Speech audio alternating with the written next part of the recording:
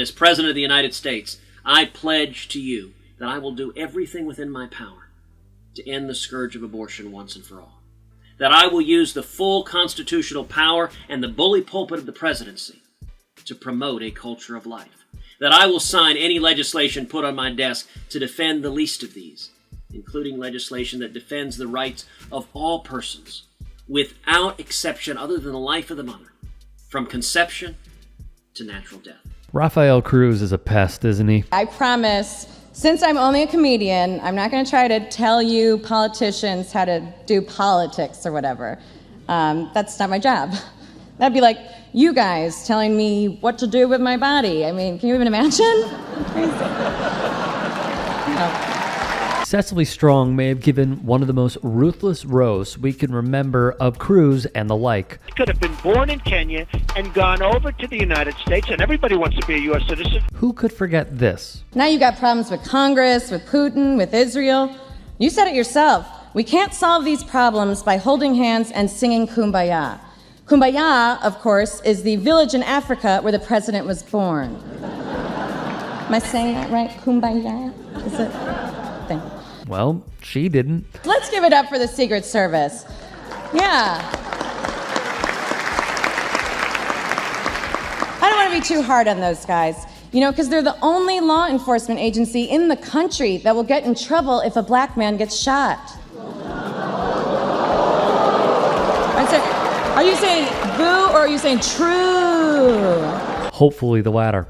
From Vox, out of 1,944 police killings of black people over a 6-year period, charges were brought in only 3% of cases. In addition, fewer than 1% of those killings conducted at the hands of the police would reach a conviction. Fox News is here.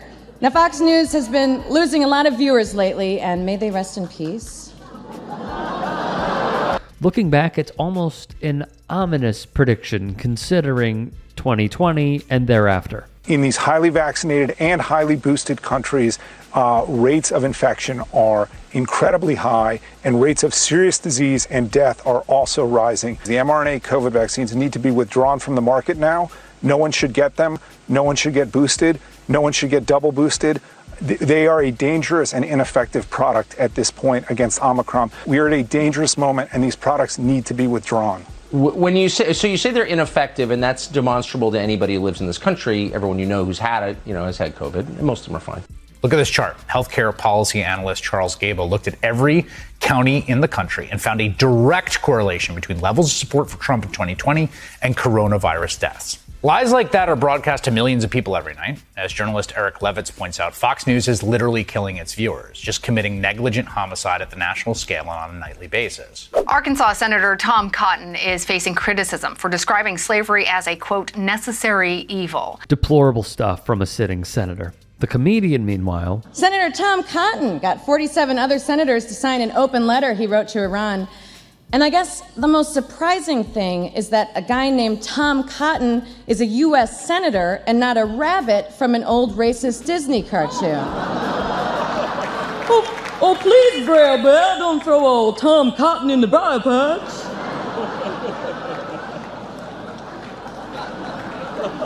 Good accent. Now, in Tom Cotton's defense, he was just trying to repair America's strained relationship with Israel.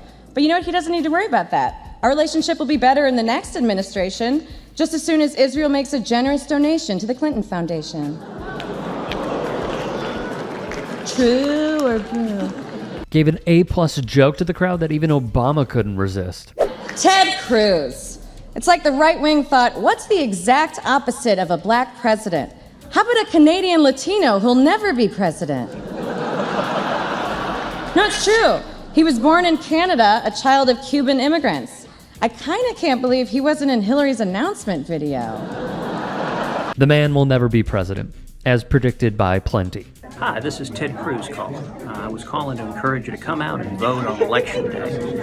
This election is critical for the direction of our country, and I urge you to come out and support freedom. Of national attention, and in case we have forgotten, because we keep hearing that 2014 has been the warmest year on record, I asked the chair, you know what this is?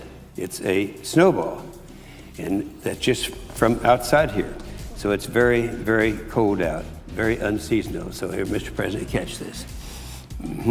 One of the most embarrassing things ever seen in the Senate. Strong rightfully would poke fun. Now, one of my favorite things that happened in Congress this year was when Senator Jim Inhofe brought in a snowball to prove that climate change isn't real. I mean, that blew my mind.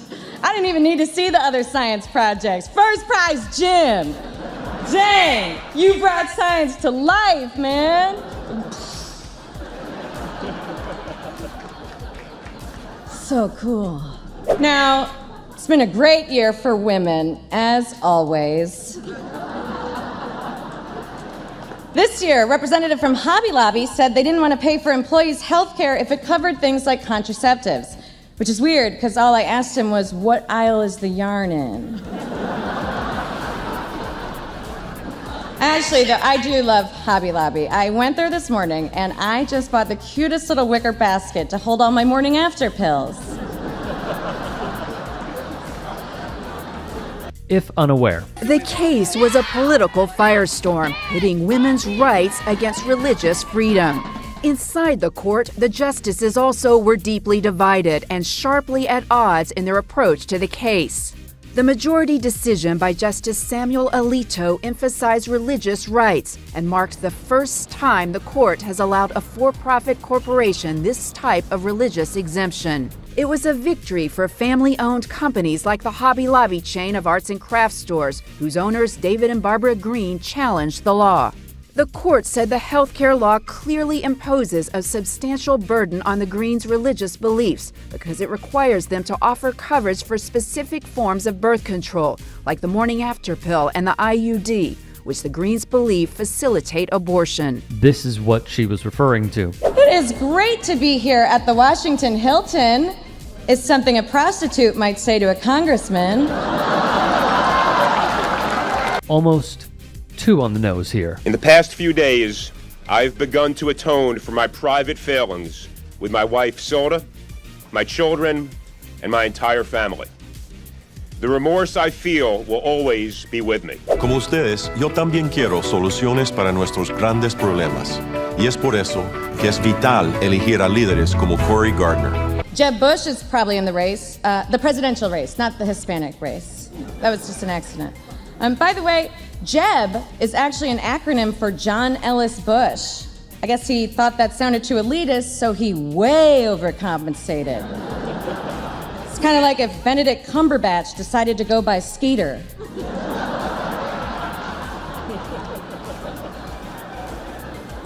Marco Rubio is running for president. When Jeb Bush found out, he said, "Ay, Dios mío."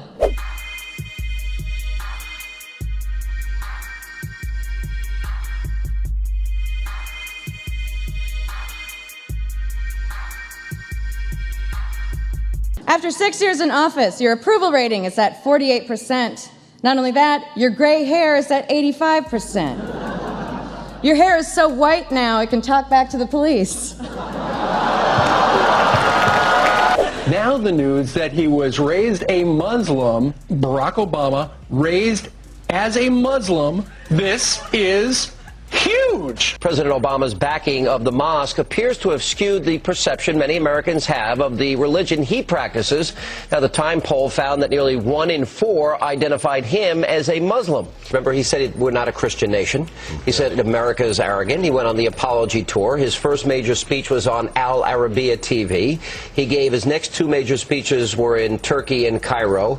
Remember, the NASA chief said the top priority was Muslim outreach. The money, $900 million to Hamas, controlled Gaza Strip, his treatment of Benjamin Netanyahu, his lack of outspokenness on the Iranian democracy movement, the refusal to acknowledge the Fort Hood shooter was a terrorist, and we can go on and on here. Yeah, this was ridiculous as well, that Strong had fun with. And of course, Mr. President, thank you so much for taking time away from being on Jimmy Kimmel to be here. It's amazing to be seated with the president having this fancy dinner, and I know this must have cost a ton of food stamps, so thank you. I can say that, because a lot of you probably don't know this, but President Obama and I actually grew up together in Chicago.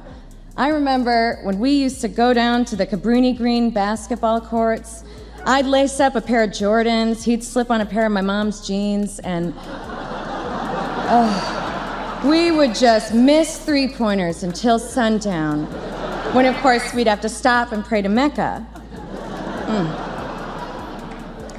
But those were simpler times. Rand Paul has announced that he's taking over the family's not being president business.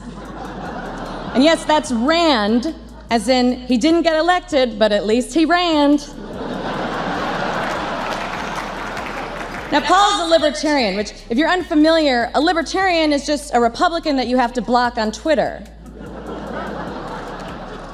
Rand Paul's campaign slogan is, "Defeat the Washington machine, unleash the American dream." The American dream, of course, is the model name of Rand Paul's wig.